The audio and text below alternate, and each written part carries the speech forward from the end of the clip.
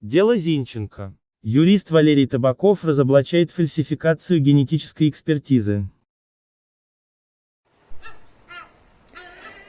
Приветствую, друзья!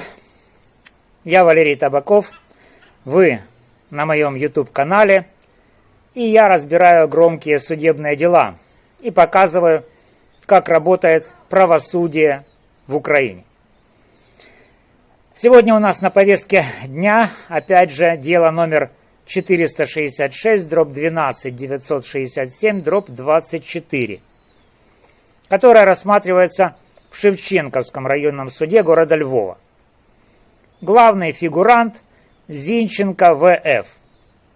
А одно из ключевых доказательств обвинения – заключение генетической экспертизы, которая, я считаю, имеет все признаки фальсификации.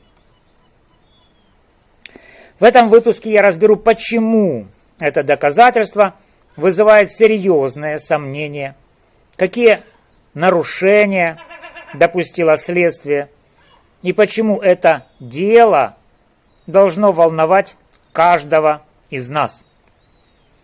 Подписывайтесь, ставьте лайки, делитесь этим видео, комментируйте, чтобы правда дошла до как можно большего числа людей. Для начала немного контекста. В уголовном деле номер 466/12-967/24, которое сейчас рассматривается в Шевченковском суде Львова, обвинение утверждает, что Зинченко В.Ф. причастен к преступлению.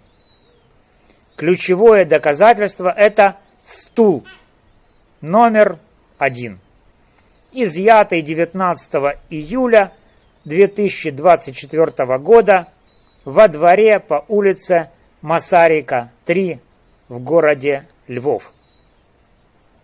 Согласно заключению молекулярно-генетической экспертизы номер СЕ 19 24 53 2018 БД от 21 августа 2024 года на этом стуле нашли ДНК Зинченко. Звучит как железный аргумент, правда? Но вот загвоздка. И, кстати, эта загвоздка стала причиной того, что прокурор аж начал икать во время судебного заседания. Так вот, загвоздка в том, что этот стул проходил через несколько экспертиз, и их результаты настолько противоречивы, что возникают вопросы. А не подделало ли следствие это доказательство? Давайте разбираться по порядку. Проследим путь этого загадочного стула номер 1. Я основываюсь на ходатайстве, поданном адвокатом Зинченко Юрием Немировским, которое стало доступно в материалах дела. 19 июля 2024 года следственно-оперативная группа изымает стул во дворе по улице Масарика, 3 в городе Львов. Делают смывы с сиденья и спинки. Это стандартная процедура для поиска биологических следов. 1 августа 2024 года первая молекулярно-генетическая экспертиза номер СЕ 19 24 49 66 37 БД в Киеве эксперт анализирует смывы и делает вывод. Следы смешаны от более чем 2 лиц и непригодны для идентификации. То есть ничего, что указывало бы конкретно на Зинченко, эксперты не нашли. 8 августа 2024 года стул отправляют в Одесское областное бюро судебно-медицинской экспертизы. Заключение номер 471. Эксперт Самборская снова смывает всю поверхность стула. Результат. Опять ничего. Никаких следов, пригодных для идентификации. То есть ДНК Зинченко нет. 21 августа 2024 года стул каким-то образом оказывается в Киеве. И появляется 3-я экспертиза, номер СЕ 1924/53/2018-БД. И вот тут, как по волшебству, эксперт находит ДНК, которая якобы совпадает с генетическим профилем Зинченко. Друзья, как такое возможно? Дважды стул тщательно обрабатывали, смывали все следы, и оба раза ничего не находили. А через месяц, когда Зинченко уже сидел в СИЗО и физически не мог оставить свои следы на этом стуле, они вдруг появляются. Это, друзья, похоже на сценарий плохого детектива. Теперь давайте посмотрим на процедурное нарушение, которое делают эту экспертизу еще более подозрительной. Я выделю 4 ключевых момента, которые указаны в ходатайстве адвоката. Разные размеры стула. В разных экспертизах указаны разные размеры стула. В киевской экспертизе 855 мм. В протоколе осмотра места происшествия 84 сантиметра. В Одесской 83 сантиметра. Это мелочь? Возможно. Но когда речь идет о ключевом доказательстве, такие расхождения наводят на мысль, а тот ли стул вообще исследовали? Не было ли у следствия нескольких стульев номер 1? Второе. Проблемы с упаковкой. В заключении 3-й экспертизы не указано, как был упакован стул. Нет описания индивидуальных особенностей упаковки.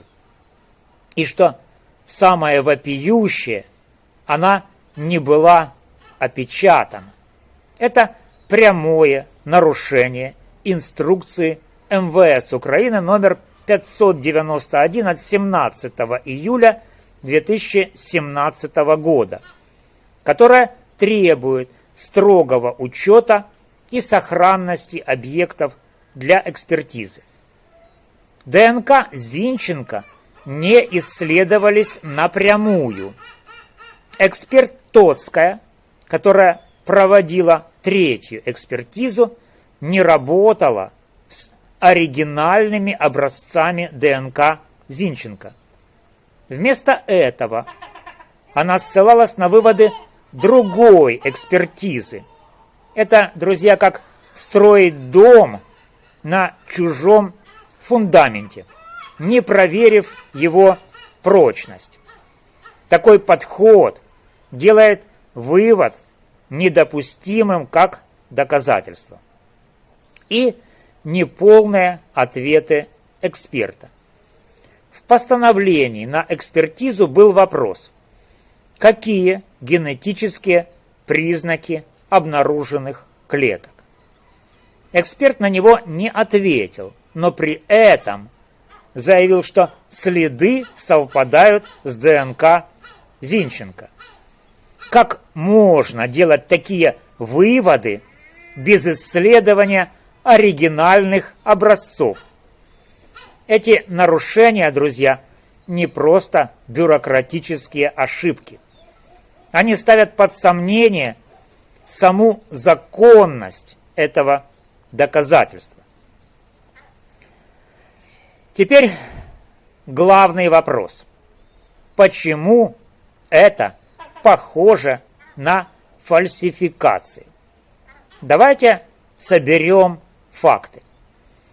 Стул дважды обрабатывали, и оба раза эксперты ничего не находили. Зинченко в это время находился в СИЗО, без доступа к стулу.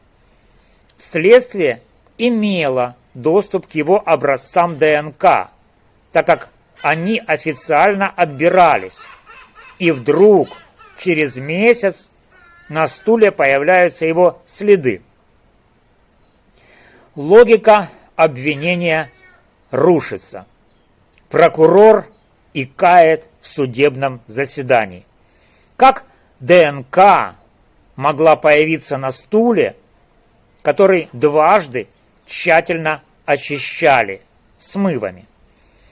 Единственное объяснение: кто-то мог искусственно подсадить эти следы.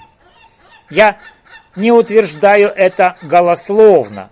Все эти факты изложены в ходатайстве адвоката Юрия Немировского, поданном в суд.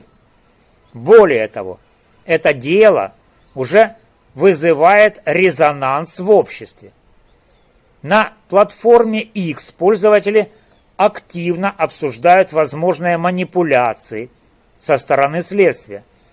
Например, в одном из тредов люди пишут, что подобные случаи подрывают доверие к правоохранительной системе.